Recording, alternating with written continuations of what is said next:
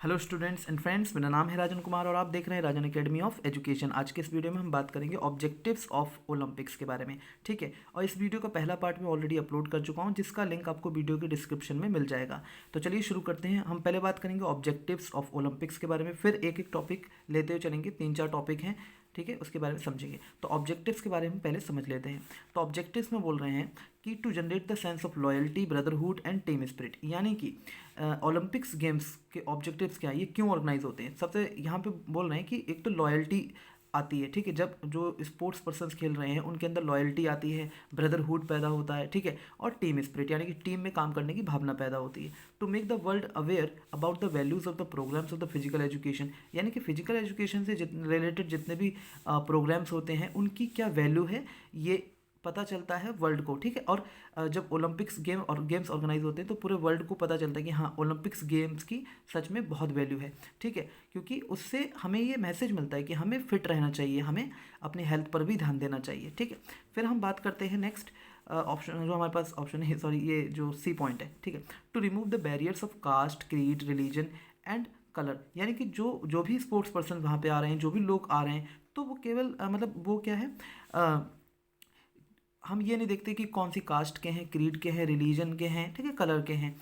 तो हमें उन मतलब ये ध्यान रखना है कि वो हमारे लिए हम सब यूनिटी में हों, यानी कि हम सब एक हों। ठीक है, तो कोई भी बैरियर नहीं आना चाहिए कास्ट का, क्रीड का, रिलीजन का, कलर का। ठीक है, तो ये भी मैसेज देते हैं ओलंपिक्स में। ठीक है, to develop good habits among sports persons, यानी कि जो अच्छी हैबिट्स हैं स्पोर्ट्स पर्सन्स में डेवलप करना। ठीक है, to encourage the moral values and unbiased behaviour through sports, यानी कि जो मोरल वैल्यूज़ हैं हमारे समाज की, जो मोरल वैल्यूज़ हैं, ठीक है, और जो अनबायस्ड बिहेवियर है उसको स्पोर्ट्स के थ्रू क्या करना, एनकरेज करना, ठीक है, प्रोत्साहन देना। अब हम बात कर लेते हैं वैल्यूज़ क्या क्या हैं। ठीक है, वैल्यूज़ थ्रू ओलंपिक्स, यानी कि ओलंपिक्स के थ्रू हमें क्या वैल्यूज़ मिलती हैं। तो देखिए, हमें सीखने को मिलता है फ्रेंडशिप, ठीक है, क्योंकि सभी लोग देखिए वहाँ पे खेलते हैं और सभी लोग वहाँ पे जो भी गेम्स हो रहे होते हैं उनको देखते हैं, पार्टिसिपेट करते हैं, तो उससे फ्रेंडशिप पैदा होती है, फ्रेंडशिप होती है। फिर सॉलिडेरिटी, यानी कि एकता की भावना हमारे अंदर आती है। ठीक है, और फेयर प्ले होता है, यानी कि उसमें मतलब चीटिंग वगैरह ना हो। ठीक है, इस चीज़ का भी पूरा ध्यान रखा जाता है। तो इससे हमें ये सीखने को मिलता है कि हाँ, हमें मतलब जो भी गेम्स वगैरह हो रहे हैं, ठीक है, उनमें कभी भी मतलब किसी भी तरीके की चीटिंग नहीं होनी चाहिए। फिर फ्री फ्रॉम डिस्क्रिमिनेशन, किसी भी तरीके की डिस्क्रिमिनेशन नहीं होनी चाहिए। फिर फ्री फ्रॉम ड्रग्स, यानी कि ड्रग्स से फ्री होना चाहिए। तो नेक्स्ट हम बात करते हैं आइडियल के बारे में, यानी कि जो ओलंपिक गेम्स के आइडियल क्या है। तो इसमें देखिए बिशप पेनिनसिल्वानियाज फेमस सरमन, यानी कि इनका जो ये जो बिशप पेनिनसिल्वानियाज का जो फेमस सरमन यानी कि उपदेश है, उसके अकॉर्डिंग ये कहते हैं कि जो इम्पोर्टेंट थिंग है ओलंपिक में, मतलब भाग लेना, यानी कि पार्ट लेना, यानी कि टू टेक पार्ट। यहाँ पे बोल रहे हैं कि द मोस्ट इम्पॉर्टेंट थिंग, ठीक है, क्या बोल रहे हैं ये, the most important thing is not to win, यानी कि सबसे ज़रूरी चीज़ ये है कि जीतना नहीं बल्कि पार्ट लेना। ये मतलब ये है ओलंपिक का आइडियल। ठीक है, अब हम नेक्स्ट बात करते हैं। अब हम बात करते हैं इंटरनेशनल ओलंपिक कमेटी के बारे में। ठीक है, तो इंटरनेशनल ओलंपिक कमेटी के बारे में मैं शॉर्ट में आपको बताता हूँ। ठीक है, डीप तो मतलब आई मीन जो आप वैसे तो नोट्स आपके पास होंगे, और अगर नहीं है तो आप मुझे व्हाट्सएप कर सकते हैं। ठीक है, लेकिन मैं आपको आज थोड़ी इसमें कुछ जानकारी देता हूँ। तो इंटरनेशनल ओलंपिक कमेटी के बारे में थोड़ी जानकारी ले लेते हैं। For proper organisation of games, यानी कि जो इंटरनेशनल लेवल पे जो ओलंपिक्स हैं वो सही तरीके से हो सकें, इसलिए एक एक मतलब ऑर्गेनाइजेशन है, हम कह सकते हैं कमिटी है। ठीक है, उसको हम कहते हैं इंटरनेशनल ओलंपिक कमेटी। ठीक है, तो ये इसलिए बनाई गई ताकि जो इंटरनेशनल लेवल पे गेम्स हैं वो अच्छे से हो सकें। वन रिप्रेजेंटेटिव होता है हर कंट्री का, एक वन रिप्रेजेंटेटिव, यानी कि एक रिप्रेजेंटेटिव हर कंट्री से होता है इसमें। ठीक है, हेडक्वार्टर है स्विट्जरलैंड में। ठीक है, हेडक्वार्टर कहाँ पे है, स्विट्जरलैंड में है। ठीक, 5 एग्जीक्यूटिव मेंबर्स होते हैं। ये जो कमेटी है ये डिसाइड करती है कि कहाँ पर यानी कि वेन्यू, यानी कि कहाँ पर ऑर्गेनाइज होंगे गेम्स, किस कंट्री, कौन सी कंट्री होस्ट करेगी, ठीक है, और क्या टाइम होगा ओलंपिक गेम्स का। ठीक है, नेक्स्ट हम बात करते हैं इंडियन ओलंपिक एसोसिएशन की, यानी कि IOA के बारे में। ये 1927 में बनाई गई थी। ठीक है, मिस्टर दोराबजी टाटा जो थे इनके फर्स्ट प्रेसिडेंट थे। तो IOA यानी कि इंडियन ओलंपिक एसोसिएशन जो है, ठीक है, ये एफिलिएट है इंटरनेशनल ओलंपिक कमेटी से, ठीक है, तो ये आपको ध्यान रखना है।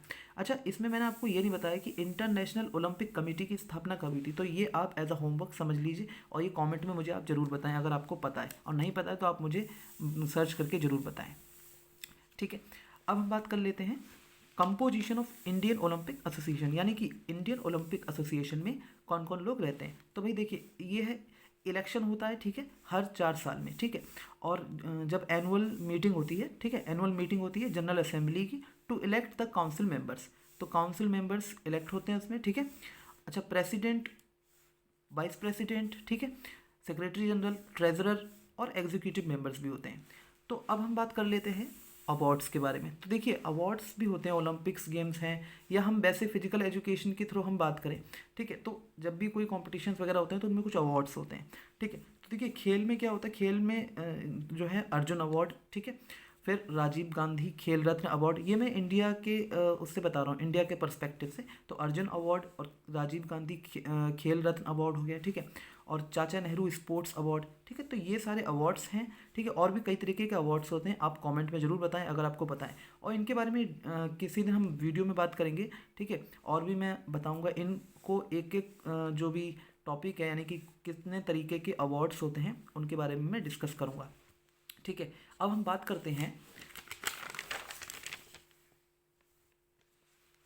हाँ एक सेकेंड, ये तो वही पेज आ गया, हाँ, तो मैं यहाँ पे मैंने लिख लिया है, एक्चुअली वो पेज मुझे मिल नहीं रहा था, तो हाँ, CBSE organisational setup for sports, यानी कि सीबीएसई जो है, यानी कि Central Board of Secondary Education, ठीक है, इनका एक ऑर्गेनाइजेशनल सेटअप है स्पोर्ट्स के लिए। तो ये जो इंटर स्कूल कॉम्पिटिशन्स हो गए और स्कूल्स में जो कॉम्पिटिशन्स होते हैं, ठीक है, कॉम्पिटिशन इन द सेंस जो खेल से रिलेटेड हैं, या और भी हम कह सकते हैं कि गेम्स ऑर्गेनाइज होते हैं, तो वो सब सीबीएसई ऑर्गेनाइज करवाते हैं, ठीक है, इंटर स्कूल कॉम्पिटिशन वगैरह, ठीक है, तो वो उनका एक अलग ऑर्गेनाइजेशनल सेटअप है।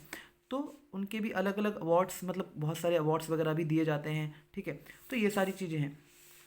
तो जो ऑर्गेनाइजेशनल सेटअप है इसके बारे में भी हम बाद में पढ़ेंगे डीपली, ठीक है, अच्छे से पढ़ेंगे, लेकिन हाँ, इसमें कई, मतलब मैंने जो बुक मैंने भी पढ़ी है उसमें बहुत ज़्यादा तो नहीं दिया, लेकिन हाँ, इसके बारे में मैं आपको और जानकारी ज़रूर दूंगा।